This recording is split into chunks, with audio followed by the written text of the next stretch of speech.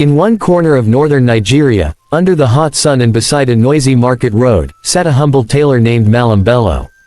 His sewing machine was older than him. The table wobbled like a tired goat, and the wooden bench he sat on had more nails than strength. But Bello, he believed in his dream. Every morning, he set up his small workstation right in front of Alhaji Musa's provisions shop. That spot wasn't fancy. It wasn't big, but it had shade from a mango tree and breeze from passing kikis and okadas. That was all Bello needed. He would hum old Hausa songs as he pressed his foot on the sewing machine pedal and stitched trousers, shirts, and native wear for passers-by. His needle moved fast, but not as fast as his mouth. If you passed by, Bello would shout, "Oga, come, let me turn your kaftan into presidential suit." But business wasn't booming. Most customers passed him by to go to bigger shops with shiny glass and posters of foreign styles. Bello believed they were missing out. One hot Thursday afternoon, Alhaji Musa came out of his shop, holding his trousers like a child holding hot yam. "Bello, what kind of nonsense sewing is this?" Bello stood up, confused and scared. "Alhaji, what is it? I sewed your trouser with full focus, wallahi." "Wallahi K," Alhaji shouted. "You gave me zip that runs away. I was praying in the mosque, and the zip opened by itself. You want to embarrass me before Allah." Bello scratched his head and peeked at the trousers. True, the zip had misbehaved. "Ah, maybe the zip is from China," Bello said, trying to joke. "Are you mad? Do I look like joke?" Alhaji snapped. "Since you started sewing here, bad luck has entered my shop." People started gathering. One meat seller laughed from across the road. "Bello, now you so escape zip. No wonder my trouser day fall." Embarrassed, Bello packed his fabric and sat down quietly. His chest was heavy. That evening, Bello didn't sew. He sat and looked at the road, watching people go up and down. Then he began to talk to himself. "So this is my life. Small mistake, and I'm the laughing stock. Me, Malam Bello, son of Baffa Tailor. Ah, no this year, I must blow." He stood up and looked at the sky. "Ya Allah, bless me. Give me big customers. Let senators wear my design. Let governors call me for fittings." He brought out his last 500 nairas note and walked to a nearby tea seller. "Malam, give me strong tea. No sugar. I need energy to change my destiny." The tea seller laughed. "Baba Bello, are you fasting?" "I am fasting for success," Bello replied, shaking his head like someone receiving vision. "Enough is enough. I will open my own shop. Even if it's one small kiosk, I will leave this road. Even if it's by the cemetery." The tea seller froze. "Cemetery K. Yes. Dead men don't complain about zip. Let me go where I can sew in peace." Everyone laughed. But Bello wasn't joking. That night, as he laid his mat on the floor and stared at the zinc roof above him, he made a decision. "Tomorrow, I'll find a shop. Even if it's beside ghosts, I will start my own Bello fashion empire." And with that, he drifted into sleep, dreaming of zippers that stayed shut, rich men placing big orders, and his name written in gold.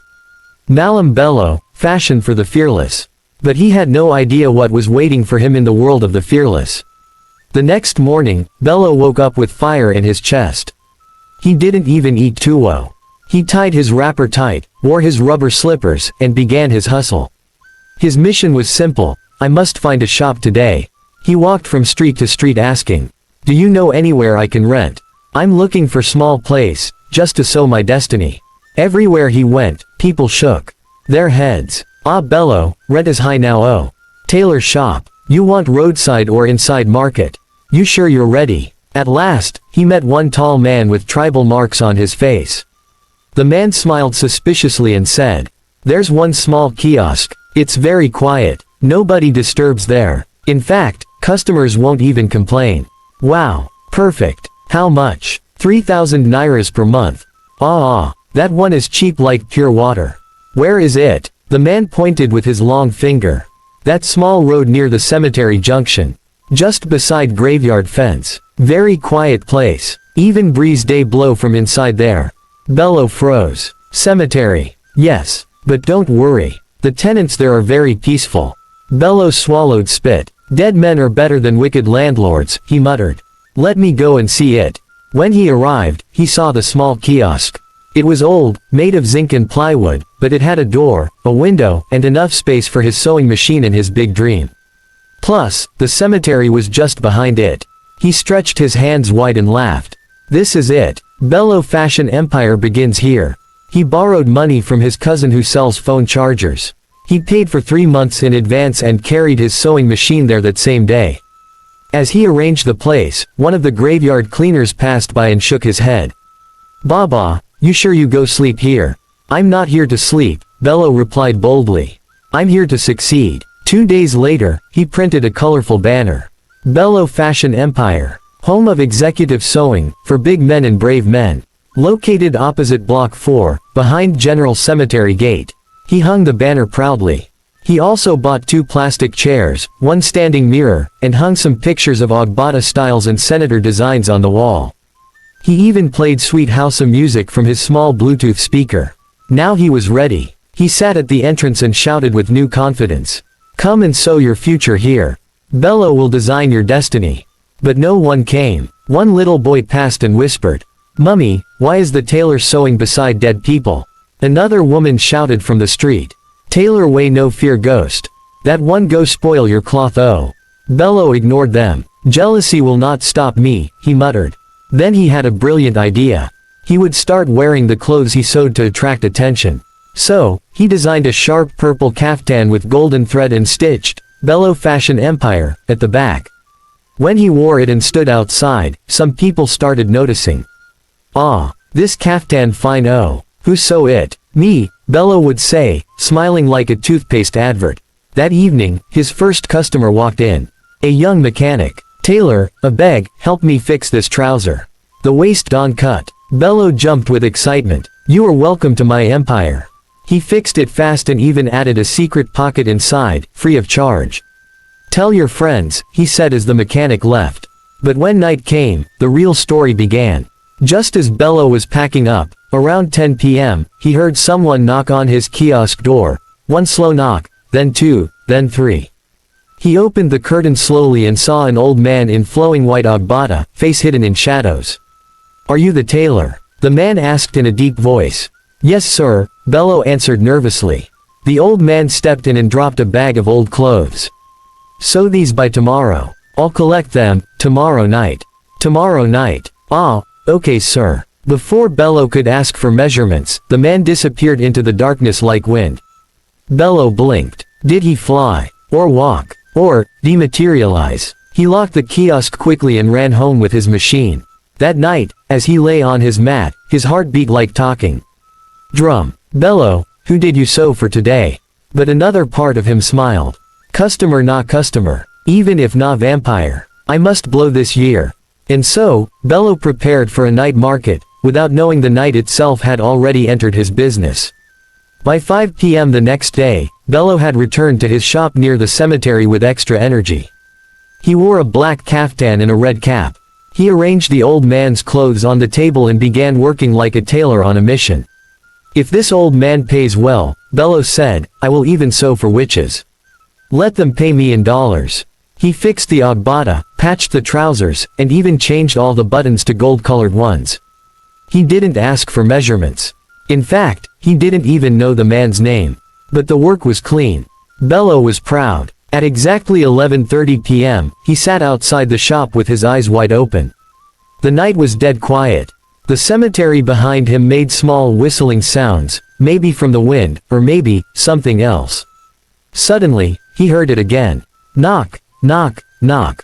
He stood up. His heart beat like a talking drum at Sala. He opened the curtain. There he was again, the same old man, same white ogbata, same calm but spooky voice. "You finished the clothes?" the man asked. "Yes, sir." Bello forced a smile. "Very fast and executive sewing." The old man opened the bag, looked inside, and nodded slowly. "Excellent." Then, he dipped his hand into his ogbata and brought out old notes. Old, faded Naira notes that had the picture of a past president no longer in circulation. Bello looked confused. "Sir, this money is..." But before he could finish, the man was gone. Not walking, not running, just gone. Bello looked around. Nobody. Silence. Cemetery breeze. Ah, what is this? Where did he pass? He ran inside the shop, locked the door, and prayed in Hausa. Ya Allah, na shiga uku o. Please protect your servant. I only want customers, not spirits. That night, Bello couldn't sleep. The next morning, he showed the money to his friend, Mariga, a shoe cobbler who always drank zobo from a big plastic jug. Mariga, this is the money the man paid me. Mariga held the notes and sniffed it. Baba Bello. This money smells like cemetery perfume. Who gave you this? One customer. He came at night. Kai. Which kind customer comes to Soagbata at midnight? He's probably a night worker, Bello lied. Maybe security man. Mariga squinted his eyes. Or night walker from the other side. Bello hissed. Forget that one. The clothes are clean. And he paid fast. Later that day, another customer came around 9 p.m. This one was a tall woman, wearing an old-school lace gown. Her eyes were hidden under a gel that looked like it was tied in 1965. She dropped a bag of wrappers and said, "Tailor, fix this before tomorrow morning. I want to be buried sharp." Bello laughed nervously. "Auntie, you mean, you want to wear it for burial ceremony?" She looked at him and smiled slowly. "Yes, my own burial. You mean burial of your relative, right?" "No, my own." Then she turned and walked out, straight into the cemetery gate. Bello dropped the wrapper and ran. He ran all the way to Mariga's house barefoot. His slippers were still in the shop. "Mariga, ghosts are sewing cloth in my shop." Mariga opened the door with sleepy eyes. "I told you. You set up Bello fashion empire beside people who are already wearing eternal clothes. Please let me sleep here," Bello begged. "Sleep? Sleep for where? You go dream sewing wings for angels." They both slept inside the kitchen. The next morning, Bello gathered courage and went back to the shop.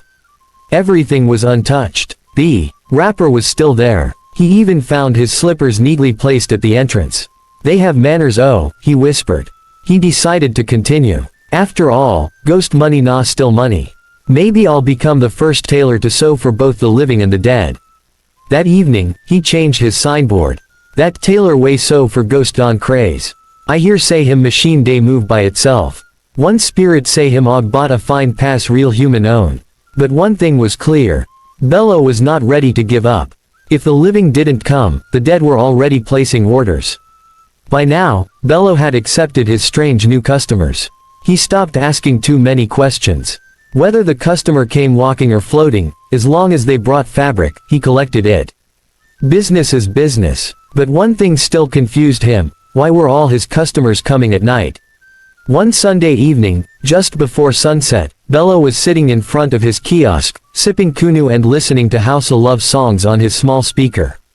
Mariga, the cobbler, came to visit. "Bello, how far now? You day enjoy oh. Business is moving," Bello said proudly. "Customers are rolling in big orders." Mariga looked around and raised one eyebrow. "Customers? Where dem day? They come late," Bello said, sipping kunu. "Most of my clients, they operate in the evening shift." Mariga bent closer and whispered. "Bello, are your customers wearing shoes?" Spirits no day wear shoes. If you look their feet and no see shadow or sound, my brother, you're sewing for skeletons." Bello swallowed hard and changed topic. That night, he returned to work. By 9 p.m., the queue outside his shop was longer than usual. But the people standing there. Strange. One man had a missing arm, yet his ogbata was hanging on both shoulders.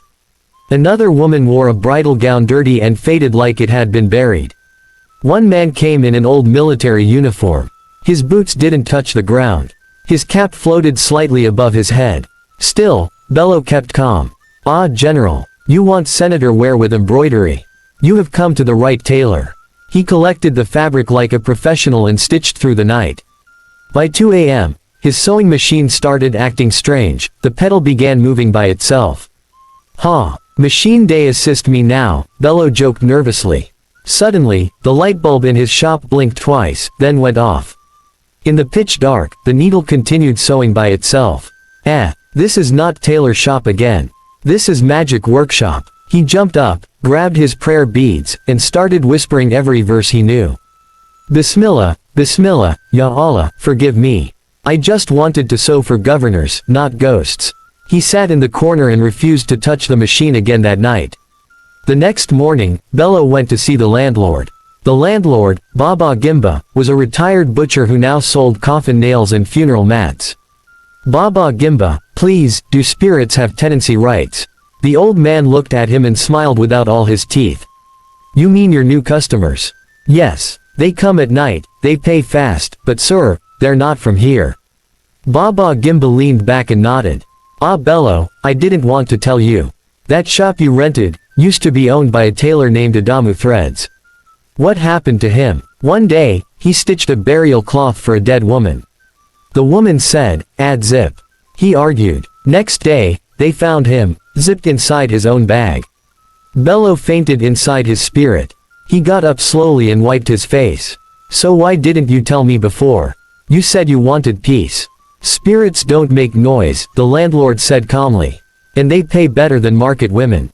That night, Bello thought of leaving, but as he packed his scissors and tape, one envelope dropped from nowhere on his table. He opened it and found 10,000 nairas cash, real, fresh notes, and a small letter. Thank you for last night's burial outfit. Best tailor in this life and afterlife. It was signed, Chief Olarewaju, late. Bello sat down, stared at the letter, and sighed. My life has entered spiritual VIP. He didn't pack again. Instead, he brought out lace material and started cutting. If the living won't come, the dead are loyal customers. From that day, he stopped writing receipts. He started issuing afterlife guarantee cards. And guess what? Even people in town began to get curious. That tailor sewing ghost cloth, nah real. Him they do bridal wear for spirit oh. I heard he does burial pre-order package. Strangely, some bold customers began showing up during the day, people who had heard the rumors and wanted to see the tailor that talks to the dead. Bello welcomed them like a celebrity. He now spoke with style. Welcome to Bello Fashion Empire. We stitch for those going to parties and those going to paradise. By this time, Bello was no longer an ordinary tailor. He was now known in the town as the designer of the dead. And instead of running away from ghosts, he began to enjoy their business. He even created special price lists. Bello Fashion Empire, price list. Living cloth, 3,000 nairas. Afterlife outfit, 1,000 nairas. Payment must be in new notes. Burial combo pack. Ogbata shoes plus cap, 5,000 nairas. Ghost bride package, negotiable. Business was booming, at night. But peace. Ah no. Peace left the building. Bello was trying to take a short nap inside his kiosk when he heard someone banging on the door like Nipa looking for bill payment. Bang, bang, bang. He jumped up, thinking maybe another ghost had forgotten their measurements. But no, it was Baba Gimba, the landlord. His face looked like he had just wrestled with something invisible. Bello, he shouted, you have finally done it. Me, what did I do again? A spirit came to my dream last night. A woman with long neck and no legs. She said you are disturbing their rest with too much noise from your machine. Me, I only sew, I don't play loud music. She said you stitched burial clothes with extra designs. Who told you to put golden thread on a funeral wrapper? Bello scratched his head. But sir, I just wanted to give her swag, eternal swag. She said you're waking the dead. How can a tailor wake the dead with thread and scissors? The landlord's eyes were red like someone who drank ginger and battery acid. You must pack out. Ah Baba, please nah. Just give me 2 weeks. 1 week, please. The spirits love me. That's the problem. Now they're coming to me. They said since you're their tailor, I should join and become their landlord too. Bello nearly collapsed. After Baba Gimba left in anger, Bello sat quietly. He looked at his sewing machine. The wheel turned by itself. You again? He asked. The machine shook twice. Bello stood up and walked outside, clutching his prayer beads. Ya Allah, what did I sew wrong in this life? Later that evening, as he tried to sew quietly, he noticed something strange. His scissors were floating. Not just floating, cutting by itself. It sliced through a lace fabric like butter. Bello screamed. He ran out of the shop. Mariga was passing by with his zobo. Mariga, my scissors now has spiritual degree. Again, Bello, you've turned to native Dr. Tailor now. My tools are now freelancers. They no longer ask for permission. The next night, Bello returned to the shop with a bottle of anointing oil, prayer beads, and 2 cloves of garlic. He placed them around his machine like a spiritual fence. As he tried to stitch one ghost's trousers, he whispered to the machine, "Please behave. No cut anything you're not supposed to cut." But suddenly, he felt a cold breeze enter the room. The curtain blew open. The lights flickered. Then he heard a voice. "Tailor, you overstitched my Ogbata." Bello looked up. Hanging in the air was a floating Ogbata. No head, no body, just cloth. "Ah, I stitched what they gave me. Oh. I just added small style. I don't like fashion," the voice echoed. "I want to rest in plain cloth." Okay. Bring it back, I'll remove the embroidery." Bello now became a fashion adjuster for ghosts. He started giving discounts to customers who agreed not to float in the air or turn off his light. He even created a new rule. No spiritual display before midnight. Things got worse when Bello's shop was featured on a local blog titled, "Meet the Tailor Who Dresses the Dead." Now people were driving from other towns just to see him. Some came during the day to take selfies. Some came to book future burial clothes. One man said, "Just sew my outfit and keep it. I want to look fresh on Judgment Day." Bello was tired. He wasn't sleeping well. His clothes were now smelling like candle wax and bitter cola. Even his own reflection started blinking back at him when he looked in the mirror. One night, after finishing a heavy order for 3 late customers, Bello sat outside with red eyes and a tired spirit. He looked up at the moon. Is this what they meant when they said, "Hard work brings reward"? Then he heard footsteps, not one, not two, but a crowd. He looked up and saw a parade of ghost customers walking slowly toward his shop, with their measurements in hand. "Tailor Bello, you didn't finish our last order." When Bello woke up the next morning, flat on the ground in front of his shop, clothes covered in dust and his cap missing, he was confused. A group of people stood around him. One woman whispered to her friend, "Is this the tailor that sews for spirits?" "Yes. Oh. They say his tape measure can measure ghost size." Bello staggered to his feet. "Please, is it morning or afterlife?" "It's morning, Tailor of the Dead," one man said, smiling.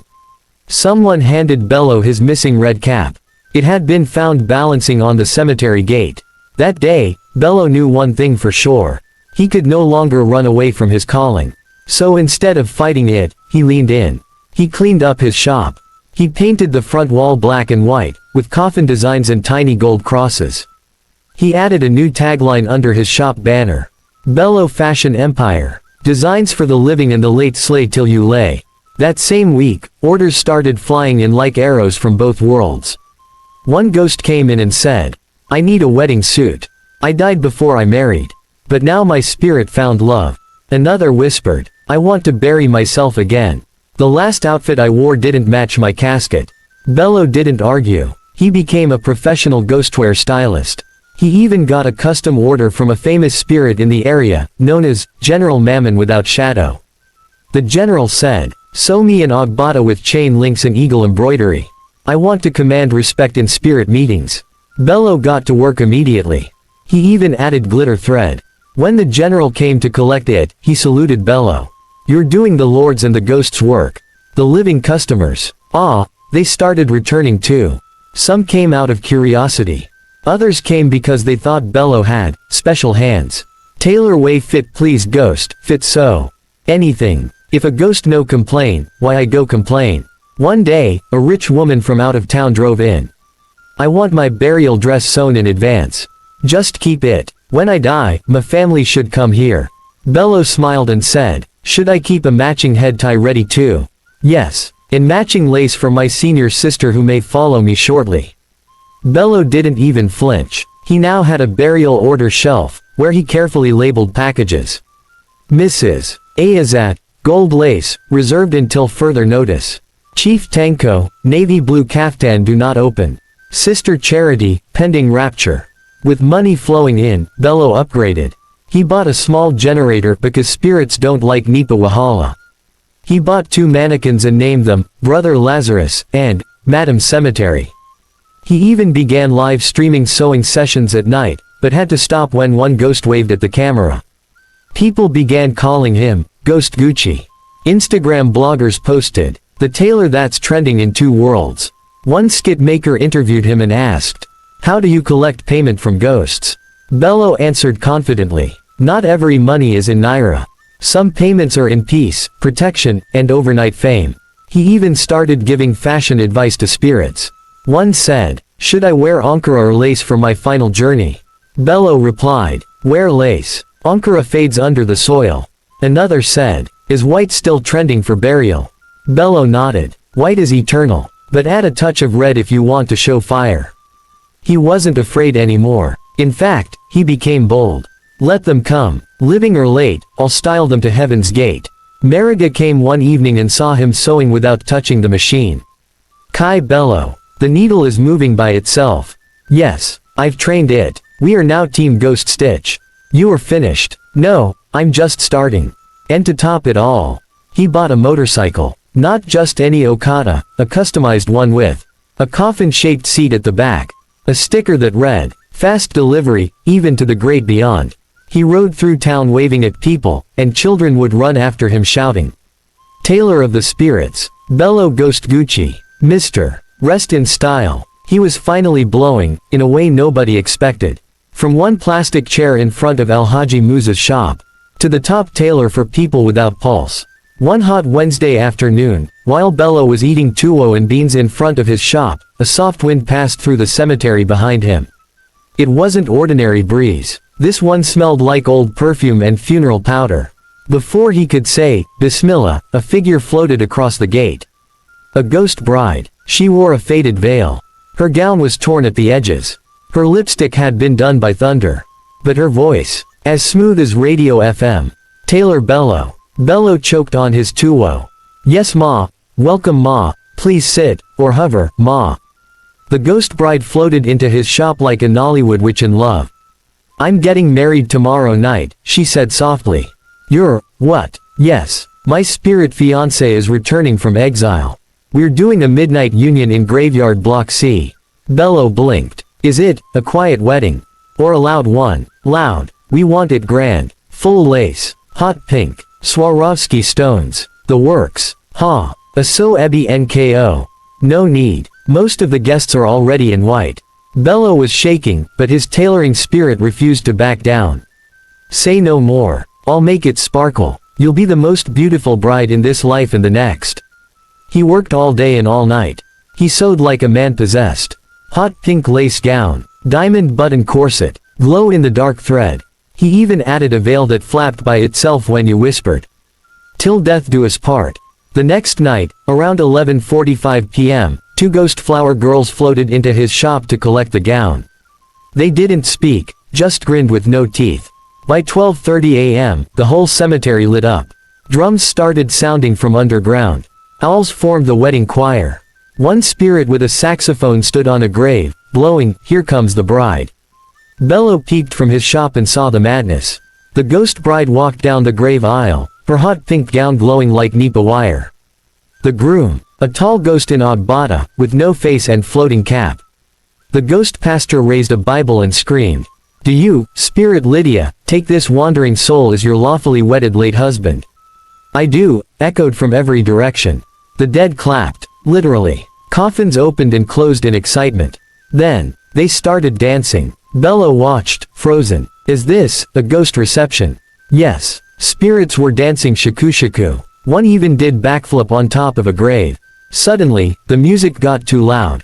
And the living woke up. People from the nearby houses came out in wrapper and torchlight. Who they play music for cemetery? Dem don do jazz concert for graveyard o. One man screamed. The tailor don finally marry ghost. Children ran. Dogs barked. One old man fainted. Meanwhile, the ghost bride threw her bouquet. It floated across the air and landed on Bello's signboard. The signboard lit up by itself. The next morning, Bello became an even bigger celebrity. He made the front page of the town newspaper. Tailor hosts midnight wedding in cemetery, ghosts dance until dawn. People flooded his shop. Some came to ask if he could sew for living weddings too. One man asked, "Can you do bachelor suit for someone who's not dead, but broke?" Another said, "Please, I want to look sharp if I die suddenly. Just sew and keep." Even the mosque imam passed by and muttered, "May Allah forgive this tailor, but that gown was fine Shah." Later that week, Bello received a thank you letter. Not by post. It blew through the air and landed softly on his sewing table. It read, "Dear Bello, thank you for making my dream come true. Even in death, I slayed. May your thread never break. Signed, Mrs. Lydia dead but married." Bello folded the letter, kissed it, and placed it beside his scissors. "Ah, this life is too much. Tailor way never sew for governor, don sew for ghost bride." That night, he lit a candle and said, "Oh Allah, I know this wasn't my plan, but if this is my destiny, please give me ghost assistant that can press cloth." Days passed after the midnight cemetery wedding, and Bello's name had spread like sweet perfume mixed with pepper. He was now known in town as Tailor of the Dead, but alive with talent. People lined up at his shop near the graveyard, the same spot they once called madness. Now, everyone wanted spiritual fashion. Witches wanted matching broom wear. Old men wanted burial suits in advance. Even a pastor stopped by to ask, "Do you sew Holy Ghost garments?" Bello just smiled. Business was booming, but as the money rolled in, something strange began to happen. The spirits became jealous. You see, ghosts like attention. And now, Bello wasn't sewing for them alone. He was sewing for the living. One night, as Bello was sewing a senator's caftan with golden buttons, his sewing machine stopped by itself. Then, from behind, a breeze blew into his ear and whispered, "You've forgotten your true clients." Bello jumped. The bulb flickered. His thread untied itself. "Not again, oh. I still love my spirit people," he shouted. He grabbed a bottle of Zamzam water and sprinkled it everywhere. "Let me finish this senator's cloth first. Then I'll sew ghost uniform, I swear." The next morning, as Bello opened his shop, something heavy hit his chest. A knock. Not on the door, on his life. It was the landlord. The same landlord who hadn't come for 2 years, now stood there with a black file and 2 security men. "Bello, your shop has been sold. You have 24 hours to move out." "Ah, sold to who? When? Why?" "No questions. Spirits are disturbing this place. The cemetery committee complained that you're turning the dead into Instagram models." Bello dropped to the floor. "Oh Allah, they want to close down my destiny. Because I sew for the unseen." People gathered again. One small girl shouted, "Uncle Bello, don't cry, oh. My mummy said if you move, the ghosts will follow you." Another shouted, "Come and open in front of the hospital. More customers they die there." That night, Bello didn't sleep. He sat outside his shop, looking at the graves behind. Then, like a film, they came. One by one, spirits rose from their graves, men, women, even children. Some wore his designs. Some carried tape rule. One ghost even wore an ogbata with his logo, "Bello sewed me." They surrounded him. The ghost bride floated forward. "You made us beautiful. We will not let your light go off." Suddenly, the graves rumbled. The ground shook. Then, boom, a huge golden throne rose from the center of the cemetery. It had scissors and needle carved on it. The throne sparkled like heaven's tailor department. The ghost bride smiled. "This is your reward. Sit, Bello. You are now the chief tailor of the afterlife." Bello fainted. The next day, people came to check Bello's shop. The shop was gone. Not broken, not burnt, gone. Like magic. Like it was never there. But the sewing machine remained. Still running. Still humming. And beside it, a golden nameplate that read, "Malam Bello, Tailor of the Living and the Dead, by appointment only." And from that day on, people say, if your zip behaves, if your cloth fits too perfectly, or if a ghost compliments your outfit in your dream, just know Bello sewed it. And if you visit the cemetery at night, you might still hear him whistling. And that, my people, is how Malam Bello, the ordinary tailor with no zip money, became the first man in Africa to sew for the living and the dead. From Al-Haji's front shop to the ghost wedding of the year, Bello proved one thing. Your breakthrough might not come from government contract or big man connection, sometimes, it comes from the cemetery. He wanted big customers. The spirits answered. He wanted fame. The ghosts reposted him. He wanted peace. Well, sorry Bello, that one is still pending. So next time you're walking near a graveyard and your cloth suddenly fits better, or your zip repairs itself overnight, just know, Malam Bello Tailor is still in business. But now, he charges in both Naira and spirits. Thank you for watching. Did this story make you laugh? Drop your favorite moment in the comments. Want more funny African tales like this? Click the subscribe button like a ghost is chasing you. Like the video, tap the bell so Bello can sew your next cloth, spiritually. Life is full of surprises. Even in struggle, even in tears, sometimes all it takes is one crazy moment, or one ghostly customer, to turn your life around. Never look down on humble beginnings. And never fear cemeteries, because success might be buried right there. Till next time, keep laughing, keep believing, and remember, no condition is permanent, even for tailors and ghosts. God bless you all. Bye.